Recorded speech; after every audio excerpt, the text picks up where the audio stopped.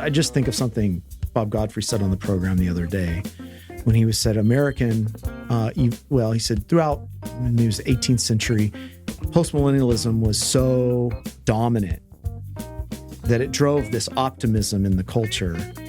And what happened was they didn't realize how much they were losing in the present because of that optimism. I just wondered, it just sounded, I know these things are complex. Like every nation, every country has their own particular dynamics and challenges. But I find it fascinating that you could have a sort of theonomic kingdom vision of the land and fight for this, and then in the midst of this, compromise so poorly on scriptural issues like this. I mean, that's baffling.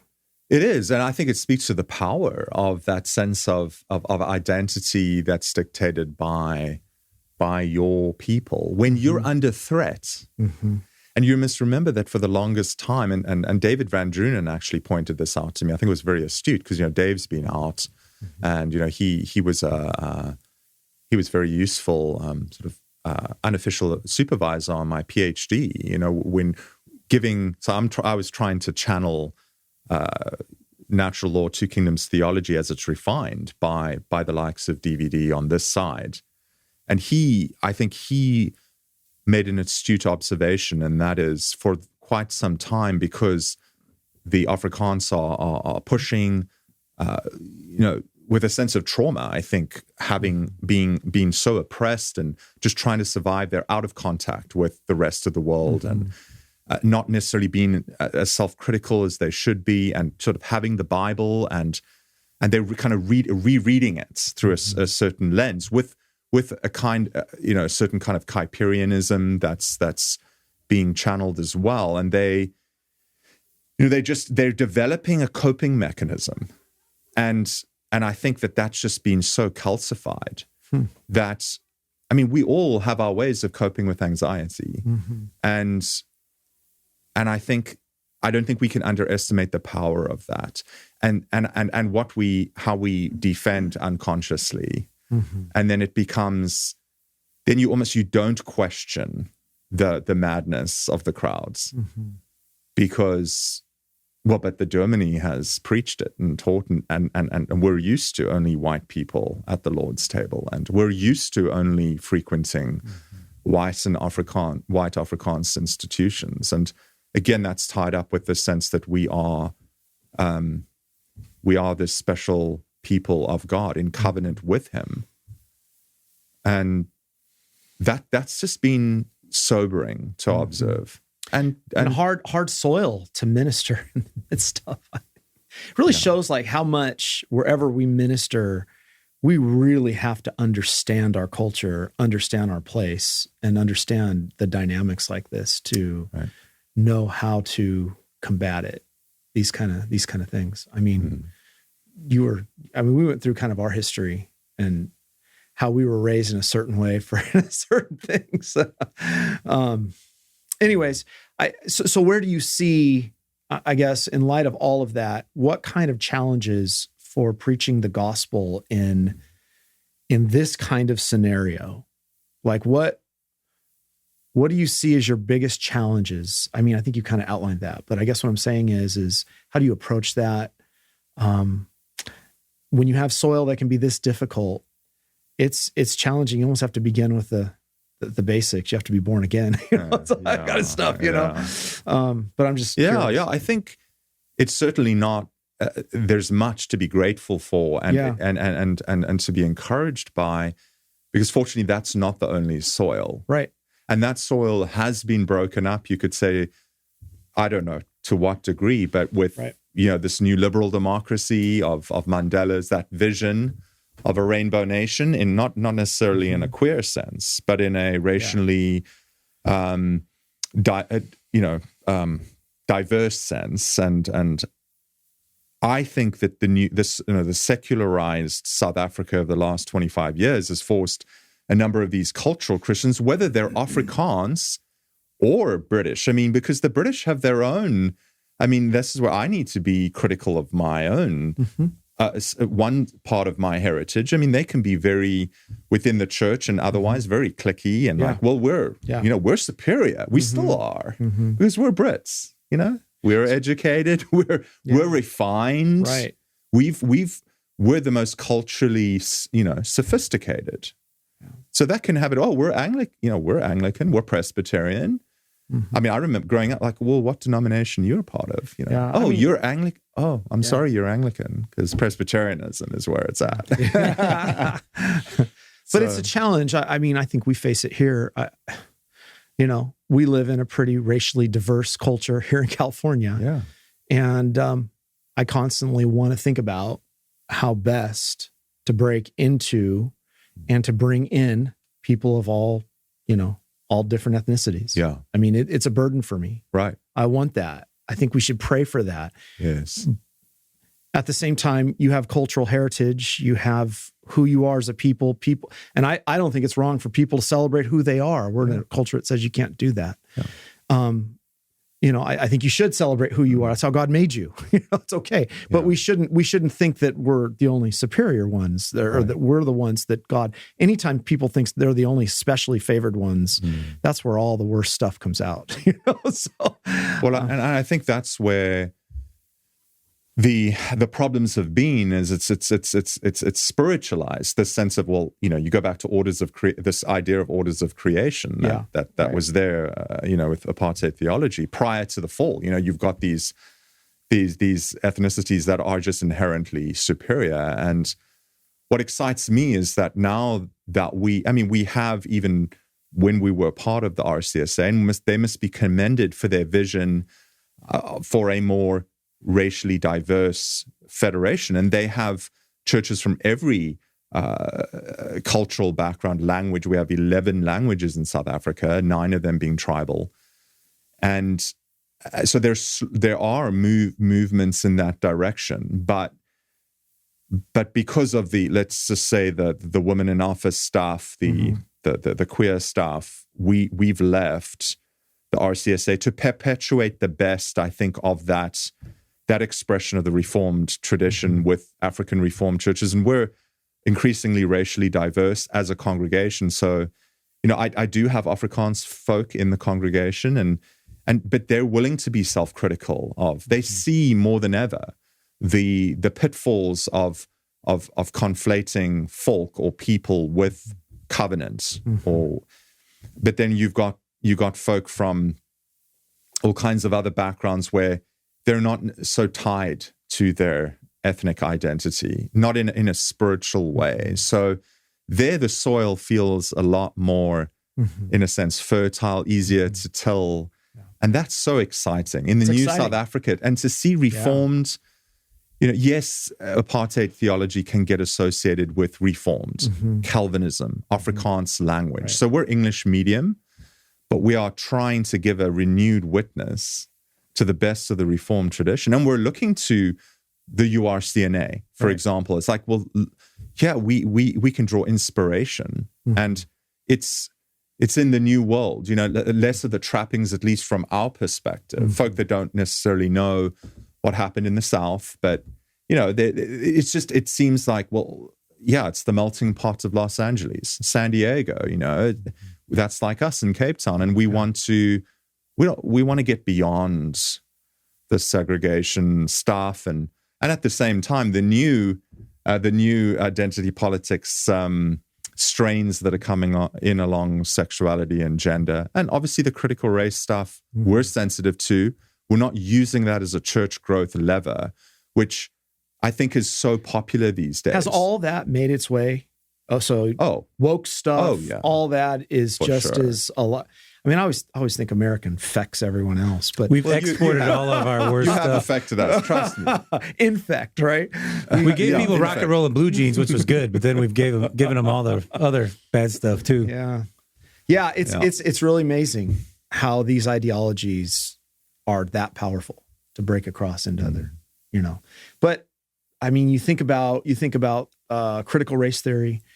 How a lot of these ideologies just completely intend to undermine everything about what the cross intends to accomplish. Yeah. So. Yeah. And I think in a way it might be stronger in a sense, the other, attempts to create equality and, break down any distinctions, absolutely all, deconstruct everything, because, apartheid's still so fresh. And if we as a church, whether we're Afrikaans or English, if we blew it, if we were okay with that, whether we had endorsed the theology of it or not, well, maybe we've really messed it up with gender, sexuality, and otherwise. So it's just, then maybe Galatians 3:28 applies. It just, everything's fluid. There's no sense of embodiment. There's nothing stable. Has the sexual revolution been sort of embedded in law now over there? Pretty like much. So same kind of stuff is happening in the political scene. Yeah. Okay. Yeah, I have a friend over there who has emailed me certain times and he says, please pray for us. The farmers are being attacked and all kinds of things like that. But I appreciate the positive. I think as Calvinists, we always kind of go to the negative. But I appreciate the positive to this. You're sounding post-mill now. Yeah, well. Careful. I'm kind of like optimistic on Mill. Yeah? But in the bit, well, I said because you're not a Cubs fan like me. Well, I have the Padres here. That doesn't seem to make any case for that. But I said to Bob Godfrey the other day, we were talking, and I said, I'm in the whole picture, I'm very optimistic. Jesus said, don't fear, I've overcome the world. The whole book of Revelation is Jesus has won the victory. Sure, it doesn't mean that it's going to be easy, for us at this time. Does mean. So anyways, I don't know. Well, where are you now in terms of, tell us a little bit about the church. Yeah, so Reformed churches, Reformed Church Southern Suburbs, which again was particularized in 2019, and we were still part of the RCSA back then.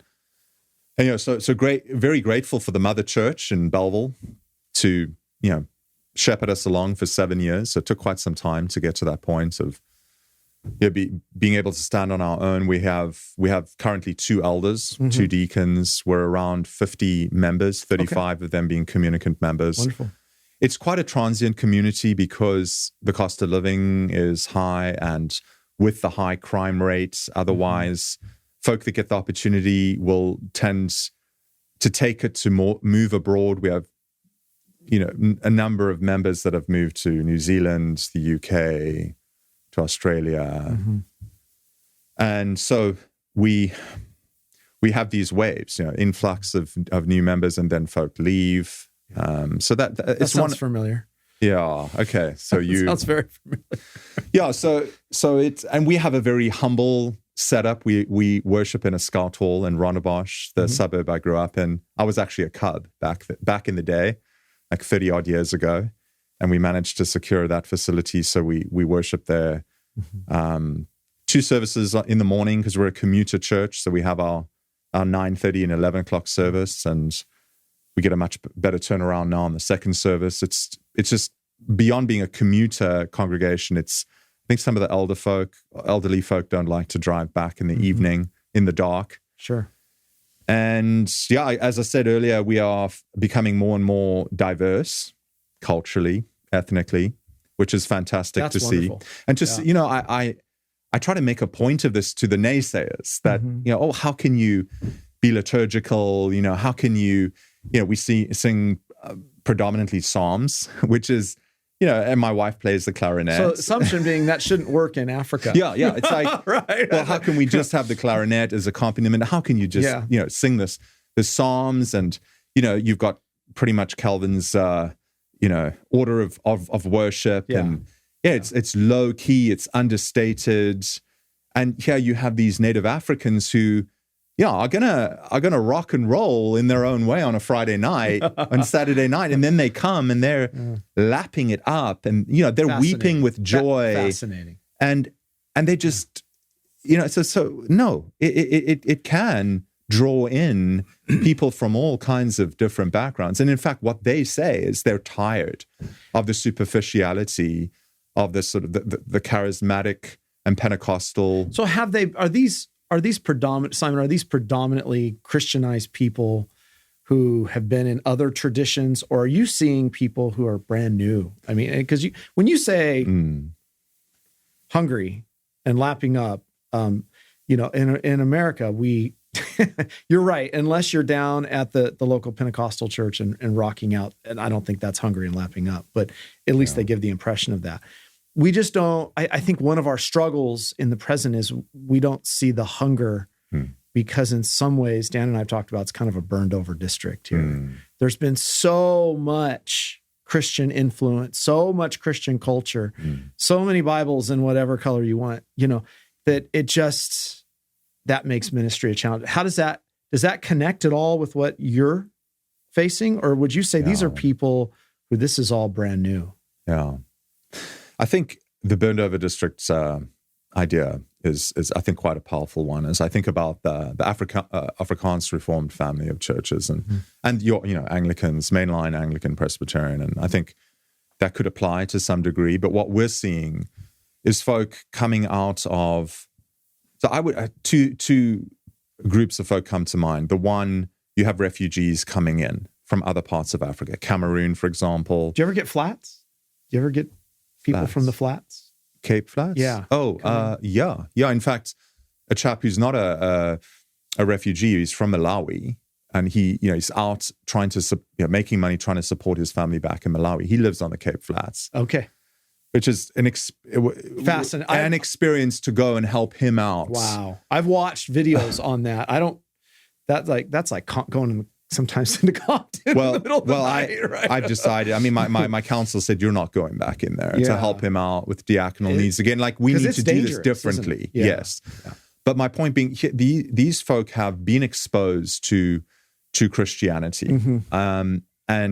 But they're coming in with such trauma, such a sense of being really a pilgrim and exile because, the native South Africa doesn't like these other Africans coming in, taking their jobs, there's xenophobia. Yeah.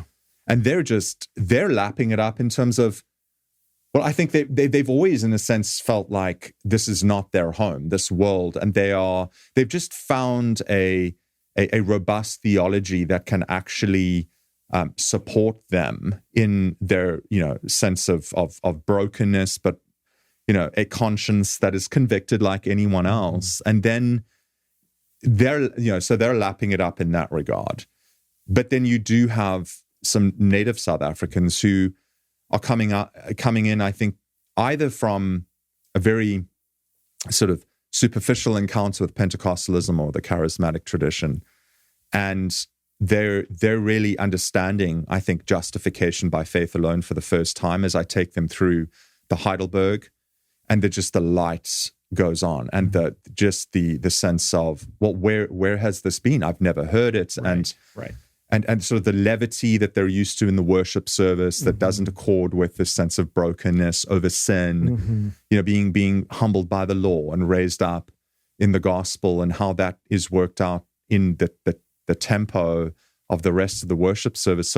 So there is, yes, I would say, yes, they've had exposure to Pentecostalism, but I'm not sure these folk were converted before they found us online and came. And they're the most faithful attendees. They don't miss. And some of them we have to help them up with taxi fare just to get to church. And they literally take their life in their hands, some of them, to get to church. They've been robbed multiple times at gunpoint. They've been stabbed.